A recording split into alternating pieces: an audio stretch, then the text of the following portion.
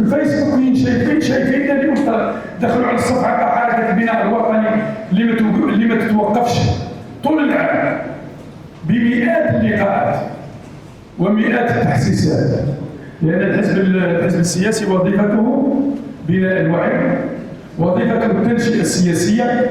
كي نقول لك انا التنشئه السياسيه ونقول لك عندنا زوج نواب، عندك شباب معنا في التنشئه، لا اصبحوا في اعلى مسؤوليه على البرلمان. رانا قايمين بالتنشئه ولا ماناش قايمين؟ الشعب عطانا 40 مقعد في البرلمان، كل شيء باننا احنا نتاع مناسبات، كان ما يعطيناش. شافنا بلي رانا نخدموا ولا موجودين في الميدان، وكان ما يعطيناش منتخبين في البلديه وفي الولايات. شافنا بلي رانا نخدموا ونقدموا في خدمات لهذا المواطن الجزائري.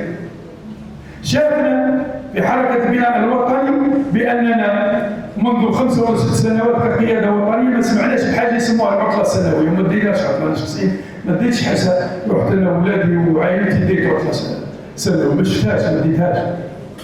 دائما مع اخواني واخواتي في عمل دؤوب في رفع الوعي، في التنشئه، في التكوين، في النزول الى الولايات، في اطلاق مبادرات التلاحم الوطني، في حمايه الامن واستقرار هذا الوطن، في النزول الى اقصى ولاياتنا الحدوديه من الطرف الى مغنيه، مرورا بكل الحدود سواء المغربيه او الموريتانيه او النيجر او مالي او ليبيا او تونس او غيرها او غيرها.